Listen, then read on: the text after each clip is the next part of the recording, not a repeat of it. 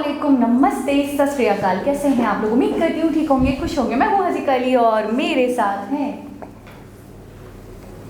तारिक नियाज़ी। छोटे में बड़ी हो गई हूँ क्या? अस्सलामुअलैकुम, नमस्ते, सत श्री अकाल। उम्मीद करता हूँ ठीक होंगे, खुश होंगे। दोस्तों, जहाँ रहें खुश रहें, माँ बाप का ख्याल करें, क्योंकि माँ बाप हैं तो सब कुछ है। आज की हमारी वीडियो है कॉम्प्लेन भी। आज की हमारी वीडियो है worship only God not deities. Start करते हैं अपनी वीडियो को, let's start. Okay guys, video का टाइटल है worship only God not deities. Start करते हैं वीडियो। भक्ति केवल भगवान की करनी चाहिए, देवताओं की नहीं। इस बात को हम आपको वेद, पुराण, गोवर्धन लीला, नारद भक्ति सूत्र, गीता आदि के द्वारा विस्तार पूर्वक बताएंगे। अगर आपने हमारे चैनल को सब्सक्राइब नहीं किया है तो सब्सक्राइब कर लीजिए। पास में बेल आइकन बटन है, उसे भी दबाना ना भूलें, जिससे हमारे वीडियोस की नोटिफिकेशन आपको सबसे पहले मिल सके। आजकल कुछ भक्त लोग भगवान की भी भक्ति करते हैं और साथ ही में देवताओं की भी भक्ति करते हैं। जो भक्त भगवान संबंधित फल चाहते हैं उन्हें ऐसा बिल्कुल नहीं करना चाहिए। भक्ति केवल भगवान की ही करनी चाहिए, देवताओं की नहीं। ऐसा क्यों? इस सिद्धांत को हम आपको गोवर्धन लीला, वेद, पुराण, नारद भक्ति सूत्र अनुसार आपको विस्तार पूर्वक बताएंगे। अस्तु, तो सर्वप्रथम यह समझ लीजिए कि स्वर्ग के देवी देवता कौन हैं जिनकी हम भक्ति करने जा रहे हैं। तो 84 लाख प्रकार के शरीर हैं। उनमें से केवल मनुष्य शरीर को ही कर्म करने का अधिकार है। गरुड़ पुराण कहता है कि 84 लाख शरीरों में स्थित जीवात्माओं को बिना मनुष्य शरीर मिले तत्व ज्ञान का लाभ नहीं मिल सकता। यानी भगवान, जीव और माया तत्व क्या हैं, इस तत्व ज्ञान का लाभ केवल मनुष्य शरीर में हो सकता है और फिर भगवत प्राप्ति हो सकती है। इसीलिए वेद भी कहता है, कठोपनिषद 2:5, यदि इस मनुष्य शरीर में परब्रह्म को जान लिया तब तो बहुत बड़ा कुशल है। यदि इस शरीर के रहते रहते उसे नहीं जान पाया तो महान विनाश है। यह सोचकर बुद्धिमान पुरुष प्राणी में यानी प्राणी मात्र में परब्रह्म पुरुषोत्तम को समझकर इस लोक से प्रयाण करके अमर हो जाते हैं। ध्यान दें, इस वेद मंत्र में पुरुष शब्द आया है जिसका भावार्थ है जीव। इसे आप स्त्री पुरुष से जोड़कर न देखें। अतएव केवल मनुष्य शरीर से ही कल्याण हो सकता है, नहीं तो महान विनाश है। मनुष्य शरीर के अतिरिक्त जितने भी शरीर हैं वह भोग शरीर हैं, वहाँ फल भोगा जाता है। उन्हीं 84 लाख शरीरों में से एक स्वर्ग के देवी देवताओं का शरीर है। दरअसल मनुष्य जब अधिक पुण्य कर लेता है तो पुण्य अनुसार उसे स्वर्ग लोक में देवी या देवता का शरीर मिलता है, वो भी कुछ समय तक। यह स्वर्ग के देवी देवता माया मुक्त नहीं हुए हैं, इसीलिए इनमें काम, क्रोध, ईर्ष्या आदि माया के विकार रहते हैं। जब पुण्य समाप्त होता है तो इन्हें नरक, क्योंकि पाप भी पूर्व जन्मों में किए हैं तो उसका फल भी भोगना पड़ता है, या कुत्ता, बिल्ली आदि के शरीर में जाना पड़ता है पूर्व जन्म के कर्म फल अनुसार। इस बारे में आप हमारी वेबसाइट पर चले जाइएगा, डिस्क्रिप्शन में लिंक है कि देवी देवता और भगवान में क्या अंतर है। ये सब बातें हमने विस्तार से वहाँ पर बताई है। अस्तु, तो चूंकि देवताओं का शरीर भोग शरीर है इसलिए उन्हें कर्म करने का अधिकार नहीं है। वे केवल अपने पुण्य कर्म अनुसार फल भोग सकते हैं, इसीलिए वो किसी मनुष्य के कर्म फल को न तो बदल सकते हैं और न ही किसी को सुख दुख भी दे सकते हैं। अगर किसी मनुष्य को देवता द्वारा सुख दुख मिला है तो वो उसके कर्म का फल ही है, इसमें देवताओं का कोई कमाल नहीं है।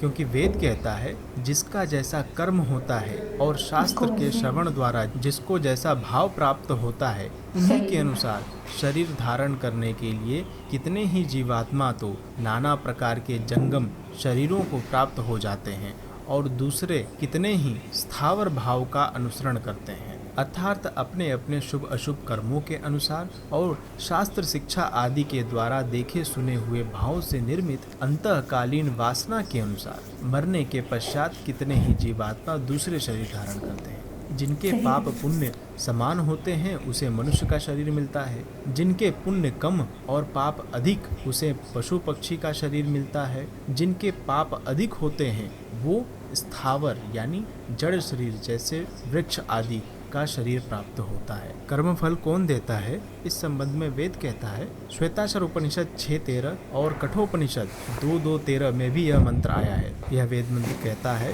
कि जो एक नित्य चेतन परमात्मा बहुत से नित्य चेतन आत्माओं के कर्म फल भोगों का विधान करता है, अतएव कर्म का फल देना केवल भगवान के हाथ में है, इसमें देवताओं का कोई कमाल नहीं है। इस बात को श्री कृष्ण ने गोवर्धन लीला में भी विस्तार से बताया है। भागवत 10:24 गोवर्धन लीला के प्रकरण में श्री कृष्ण कहते हैं कि जब सब प्राणी अपने अपने कर्मों का ही फल भोग रहे हैं, तब हमें इंद्र की क्या आवश्यकता है। पिताजी, जब वे पूर्व संस्कार के अनुसार प्राप्त होने वाले मनुष्यों के कर्म फल को बदल ही नहीं सकते, तब उनसे प्रयोजन। मनुष्य अपने स्वभाव यानी पूर्व संस्कारों के अधीन है, वह उसी का अनुसरण करता है। यहाँ तक कि देवता, असुर, मनुष्य आदि को लिए हुए यह सारा जगत स्वभाव में ही स्थित है। जीव अपने कर्म के अनुसार उत्तम और अधम शरीर को ग्रहण करता है और छोड़ता रहता है। अपने कर्मों के अनुसार यह शत्रु है, यह मित्र है, यह उदासीन है, ऐसा व्यवहार करता है। अर्थात श्री कृष्ण कहते हैं कि सब प्राणी अपने अपने कर्मों का फल ही भोग रहे हैं। अपने अपने कर्मों अनुसार उत्तम और अधम शरीर 84 लाख प्रकार के शरीर हैं, उनको ग्रहण करता और छोड़ता है। अपने कर्मों के कारण उसका स्वभाव बनता है, उस स्वभाव अनुसार वह वैसा व्यवहार करता है। तो जब इंद्र पूर्व संस्कार यानी पूर्व कर्म के अनुसार प्राप्त होने वाले मनुष्यों के कर्म फल को बदल ही नहीं सकते, इसलिए इंद्र किसी का बुरा भला भी नहीं कर सकते। तो जब इंद्र हमारा बुरा भला नहीं कर सकते, तो यह यज्ञ करने से वो हमारा भला करेंगे, यह सिद्धांत गलत है। अगर आपको विस्तार से पढ़ना है तो आप हमारे वेबसाइट पर चले जाइए, डिस्क्रिप्शन में हमने वेबसाइट की लिंक दी है, इंद्र यज्ञ नहीं करने का कारण। अस्तु। तो श्री कृष्ण ने गोवर्धन लीला माध्यम से यह बताया कि देवताओं की पूजा करने का कोई आवश्यकता नहीं है, क्योंकि वे हमारे कर्म फल को बदल नहीं सकते हैं। कर्म फल को बदलने वाले केवल भगवान ही हैं, इसीलिए भगवान की ही पूजा करनी चाहिए। अगर कोई देवता जैसे इंद्र क्रोध में आकर के मूसलाधार बारिश करने लग गए तो भगवान श्री कृष्ण बचाने वाले हैं। अर्थात देवता चाह कर भी किसी के कर्म फल में परिवर्तन नहीं ला सकते। अगर वो लाने का प्रयत्न भी करने की कोशिश भी करेंगे तो वो असफल ही होंगे। कुछ लोगों के मन में आशंका हो सकती है कि यह पूरी लीला ही झूठी है। क्यों? क्योंकि इंद्र वर्षा कैसे करा सकता है? वर्षा तो प्रकृति का नियम है। ऐसा सोचना ना समझिए, क्योंकि अभी आर्टिफिशियल रेन का कॉन्सेप्ट आया है। क्लाउड सीडिंग मेथड से आर्टिफिशियल रेन कराया जा सकता है। इसलिए जब आर्टिफिशियल रेन हम करा सकते हैं तो देवता लोग क्यों नहीं करा सकते? इसमें कोई आश्चर्य की बात नहीं है। अस्तु। तो भक्त को देवताओं की भक्ति या पूजा नहीं करनी चाहिए, भक्ति केवल भगवान की ही करनी चाहिए। इस संबंध में बड़ा सुंदर प्रकरण भागवत में मिलता है, जिसमें परीक्षित जी सुखदेव परमहंस से प्रश्न करते हैं कि भगवान यह बतलाइए कि मनुष्य मात्र को क्या करना चाहिए, वो किसका श्रवण, किसका जप, किसका स्मरण और किसका भजन करे तथा किसका त्याग करे। तो सुखदेव परमहंस जी ने उत्तर दिया था। सुखदेव जी ने कहा था कि परीक्षित, जो अभय पद को प्राप्त करना चाहते हैं उसे तो सर्वात्मा सर्वशक्तिमान भगवान श्री कृष्ण की लीलाओं का श्रवण, कीर्तन और स्मरण करना चाहिए। भक्ति के संबंध में नारद भक्ति सूत्र 10 में नारद जी कह रहे हैं कि अन्य यानी भगवान को छोड़कर दूसरे का आश्रयों के त्याग का नाम अनन्यता है। अर्थात नारद जी कहते हैं कि भक्ति में भगवान को छोड़कर दूसरों का आश्रय नहीं लेना चाहिए, अनन्य बनना है भक्ति में। तो दूसरों के आश्रय में, चाहे वो देवता हो, मनुष्य हो, राक्षस हो, कोई हो, उनका आश्रय नहीं लेना है, केवल भगवान का आश्रय लेना है। गीता भी परमेश्वर की ही शरण में जाने को कहती है। गीता 18:62 श्री कृष्ण ने कहा, तू सब प्रकार से उस परमेश्वर की ही शरण में जा, उस परमात्मा की कृपा से ही तू परम शांति को तथा सनातन परम धाम को प्राप्त होगा। यानी गीता भी यही कहती है कि भगवान की ही शरण यानी उनको छोड़कर किसी और की शरण में नहीं जाना है, ही शब्द का प्रयोग हुआ है। तो श्री कृष्ण की गोवर्धन लीला, वेद पुराणों और नारद भक्ति सूत्र, गीता, इन सभी के प्रमाणों से यह सिद्ध हो रहा है कि भक्ति केवल भगवान की ही करनी चाहिए, देवताओं की नहीं। अस्तु।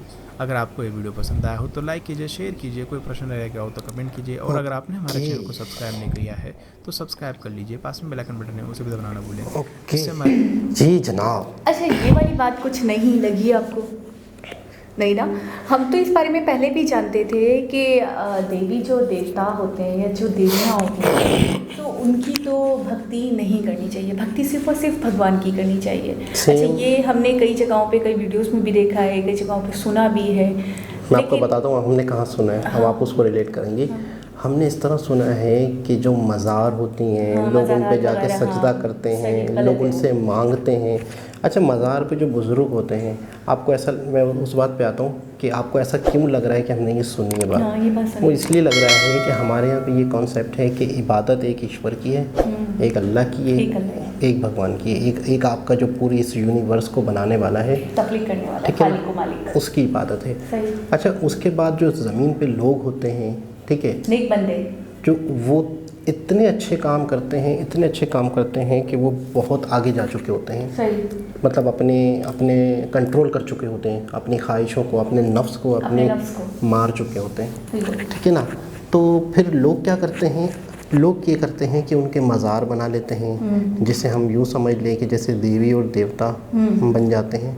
तो फिर लोग उनसे मांगने लग जाते हैं। लोगों ने उनको देखा होता है या उनके सामने एक किसी न किसी शक्ल में होते हैं, तो लोग ये समझते हैं कि शायद ये काम देखकर कि ये शायद हमें पार लगा देगा, हाँ। और हमारे सारे मकसद, हमारी सारी मन्नतें, सारी चीज़ें पूरी हो जाएंगी। अच्छा, लोग ये नहीं सोचते कि अगर चले फॉर सपोज अगर वो उनसे मांगते भी हैं, यानी कि देवी देवताओं से मांगते हैं लोग, या हम अपनी बात करें तो हम मज़ारात पे जाकर मन्नतें मांगते हैं, विशेष अपनी पूरी करने के लिए दुआएं मांगते हैं, तो हमारे जो नेक बुजुर्ग हैं वो भी तो अल्लाह से तवस्सुल करते हैं, यानी उनके ऊपर ही तवक्कल करते हैं और उन्हीं से मांगते हैं। तो मुझे ऐसा लगता है कि हमें डायरेक्टली मांगना चाहिए, ठीक है ना। जैसे वो ये कह रहे हैं कि देवी देवता कुछ नहीं कर सकते, इसी तरह मुझे ऐसा लगता है कि हमारे जो नेक बुजुर्गाने दिन हैं वो कुछ नहीं कर सकते जब तक अल्लाह पाक ना चाहे। वो भी अल्लाह से मांगते हैं कि आप अपने इस बंदे की इस ख्वाहिश को पूरा कर दें। अच्छा। और क्योंकि वो बहुत नेक बंदे हैं तो अल्लाह पाक उनकी बात सुन लेते हैं। लोगों का ये कहना है कि मज़ारात पे जो लोग जाते हैं ना, तो वो ये हमें दलील देते हैं कि हम क्योंकि बहुत गुनाहगार हैं, हम अल्लाह के उतने करीब नहीं हैं, और जो मज़ारात पे जो बुज़ुर्ग हैं जिन्होंने अल्लाह की पूरी लाइफ अल्लाह की इबादत की है, तो वो अल्लाह के बहुत करीब हैं, अल्लाह के वलीउल्लाह कहते हैं उनको, अल्लाह के दोस्त हैं। तो अल्लाह पाक अपने दोस्त की बात को तो रद्द नहीं कर सकते, तो हमारे मांगने से बेहतर है कि हम उनसे मांगें ताकि वो हमारी सिफारिश कर दें और अल्लाह पाक हमें नवाज दें। इसको मैं कुछ इस तरह से क्लियर कर दूं कि लोगों की सोच ये होती है कि मिसाल के तौर पे कि इनके ज़रिए से हमारा जल्दी काम हो जाए, या हमें मतलब है कि हमारी चीज़ें हमें जल्दी मिल जाएं, या हमारी विशेष हमारी जल्दी पूरी रहे। लेकिन है कि भगवान जो है, आपका जो ईश्वर जो है, वो आपके बहुत करीब है। अगर आप सच्चे मन से, सच्ची लगन से बात करके तो देखिए उनसे। अच्छा, कृष्णा वाली वीडियो आपको याद है, करीब वाली से, जो उन्होंने कहा कि मैं तो आपके बहुत करीब था। बिल्कुल, ठीक है ना, जब उन्होंने मुश्किल वक्त में उन्हें पुकारा था। अच्छा, तो हम ये भूल जाते हैं, हमें ऐसा लगता है कि हम अल्लाह से, ईश्वर से बहुत दूर है, जबकि हमें ये सोचना चाहिए कि हम उनके जितने दूसरे बंदे, जो नेक बंदे जितने करीब हैं अल्लाह के, तो उतने तो करीब हम भी हैं, हो सकते हैं, हम भी हो सकते हैं, लेकिन शर्त ये है, लेकिन इसको एक्सेप्ट करके शर्त ये हम ये सोचते हैं हम बहुत दूर हैं क्योंकि हम बहुत गुनाहगार हैं। अच्छा, इसमें एक बात मैं वीडियो की एक बात बहुत बेहतरीन लगी जो मैं बताऊंगी कि उन्होंने कहा देवी देवता भी कुछ नहीं कर सकते जब तक भगवान ना चाहे तो। बिल्कुल, ठीक है, क्योंकि वो भी समझे बेबस है, वो कुछ नहीं कर सकते। और जैसे कि उन्होंने आर्टिफिशियल ट्रेनिंग उसकी एग्जाम्पल भी दी कि जब हम कर सकते हैं तो वो भी कुछ भी कर सकते हैं इस तरीके से। सही है। और अभी उस पर भी आता हूँ। हमारे यहाँ पे वो हैं, फ़िरके हैं, कुछ फ़िरके हैं, तो कुछ फ़िरके इसके बहुत सख्त ख़िलाफ़ हैं कि मज़ारों पे जाना ही नहीं चाहिए, जाना ही नहीं चाहिए। अच्छा, कुछ फ़िरके ऐसा है जो कहता है जाना चाहिए, उल्टा उनके लिए दुआ करनी चाहिए, उनके लिए फ़ातिहा करनी चाहिए, मज़ारों पे जाके दुआ करनी चाहिए, उनके लिए मज़ीद फ़ातिहा करनी चाहिए। और कुछ फ़िरका ऐसा नहीं है, कुछ बहुत ही ज़्यादा अनएजुकेटेड लोग होते हैं, देहात गाँव के लोग होते हैं, वो बाकायदा उनसे मांगने लग जाते हैं। एक आप किसी बुजुर्ग की ताज़ीम करने जा रहे हैं और वहाँ फातिहा करते हैं। अच्छा, आपको पता है मज़ारों पे हमारे यहाँ पे पाकिस्तान से ज़्यादा हिंदुस्तान में मज़ारों की बहुत इज्जत की जाती है। अच्छा, क्यों? उसकी वजह ये कि जैसे एक गांव में एक बुज़ुर्ग थे, वो बुज़ुर्ग बहुत इबादत गुजार थे, वो मुस्लिम थे या हिंदू थे, वो बात ही नहीं हो रही, वो सिर्फ वो सिर्फ और सिर्फ एक बहुत ईमानदार शख्स थे। वो अपने अल्लाह से बहुत करीब थे, ठीक है, उसका चर्चा बहुत था। बिल्कुल। और उनकी जो लाइफ गुजरी थी उसमें उन्होंने कभी कोई गुनाह नहीं किया, लोगों ने उनको बहुत अच्छे से देखा, इंसानियत का धर्म दिया, जैसे बाबा गुरु नानक थे, ठीक ना। अच्छा, फिर वो क्या होता है कि जब वो उनकी डेथ हो जाती है, जब वो इंतकाल कर जाते हैं, तो फिर उनका मज़ार बनता है। सही। अच्छा, फिर उस गांव में, उस इलाके में, उस शहर में हिंदू मुस्लिम सब थे। मैं बहुत पुरानी बात कर रहा हूँ। अच्छा, फिर आने वाली नस्लें जो है ना, हिंदू हो या मुस्लिम हो, वो उस मज़ार पे जाके फातिहा करने का कॉन्सेप्ट आने वाली नस्लों में आता है। तो कई हिंदू खानदान, कई हिंदू लोग मज़ारों पे जाके उनके लिए दुआ करते हैं, ठीक है ना। क्यों? क्योंकि उनकी गुडविल एक अच्छी थी, उनका सिस्टम अच्छा था, उन्होंने लोगों की भलाई के लिए बात की हमेशा। तो यहाँ पे मज़हब की तो बात ही नहीं हो रही कि ये वाली मज़ार वाली बात पे। अच्छा, फिर बहुत ही ज़्यादा जाहिल लोग हैं ना, उन्होंने क्या किया, उन्होंने मज़ारों को इबादत की जगह समझ ली कि हम वहाँ पे बाकायदा सर टेकने लग गए, सजदा करने लग गए। तो इस वीडियो में भी हमें यही बताया जा रहा है कि आप देवी देवताओं को, या फिर हम अपने पॉइंट ऑफ व्यू से समझें। अच्छा, देवी देवता इज इक्वल टू बुजुर्ग। देवी देवता वो हैं कि जो बहुत ही ज़्यादा मतलब अल्लाह के करीबी करते हैं। हाँ, तो हाँ, उनके देवी देवता मतलब हाँ, वो लोग देवी देवता। अच्छा, और भगवान जो गॉड है, ईश्वर है। ईश्वर और भगवान बोथ आर सेम। बिल्कुल बिल्कुल। अच्छा, यानी कि दो नाम है। बिल्कुल, ईश्वर और भगवान, जैसे हम खुदा और अल्लाह दोनों कहते हैं। बिल्कुल ऐसे। अच्छा, मैं ये कह रही हूँ कि उन्होंने बहुत सारी चीज़ों का रेफरेंस भी दिया, जिसमें गीता सबसे ज़्यादा, तो मैं ये कहूँगी पावरफुल रेफरेंस था गीता का, जिसके अंदर भी कहा गया है कि आपको इबादत करनी है तो आप भगवान की करो, देवी देवता की ना करो। और देवी देवता खुद बेबस हैं। अच्छा, ये चीज़ मुझे बड़ी नई पता चली इस वीडियो में, बड़ी इन्फॉर्मेटिव लगी, और ये मेरी नॉलेज में इजाफा किया इस चीज़ ने कि आपके पुण्य की यानी आपके जो अमाल होंगे, अगर मैं उर्दू में कहूँ, आपके काम, आपके अमाल, उसकी बिना पर आपको जैसे दिया जाएगा, आपको जैसे एक रूप दिया जाएगा। जैसे वही कह रहे थे कि बहुत अच्छे आपने बहुत अच्छे सवाब वाले काम किए हैं और कुछ बुरे काम भी किए हैं, लेकिन सवाब वाले काम आपने ज़्यादा किए हैं तो आपको देवी देवता का वरदान मिलेगा, आपको एक और अच्छे पुरुष का वरदान मिलेगा। हाँ, और फिर जो थोड़ा सा आपने पाप ज़्यादा किए हैं और पुण्य थोड़े कम किए हैं तो आपको मतलब पक्षी का वरदान मिलेगा। अच्छा, और आपके पाप ज़्यादा हैं, पाप बहुत ज़्यादा है, यानी कि आपने गुनाह वाले काम बहुत ज़्यादा किए। किसी जानवर का भी हो सकता है, किसी का भी रूप हो सकता है, जैसे कुत्ता, बिल्ली, इस तरीके से। तो ये चीज़, ये कॉन्सेप्ट है, ये कॉन्सेप्ट इसको। अच्छा, हम हमारे यहाँ तो दूसरा है इसको जन्म कहते हैं, लेकिन इस्लाम का कॉन्सेप्ट इस तरह से है कि आखिरत में वो जन्नत दोज़ख वाला, हमारे पास फाइनल वही है। हाँ, लेकिन ये कि जब तक दुनिया चलती है तो हिंदू धर्म में ये 7 जन्म है ना, कि आपको मुसलसल जन्म मिलते रहेंगे आपके कर्म के ऊपर।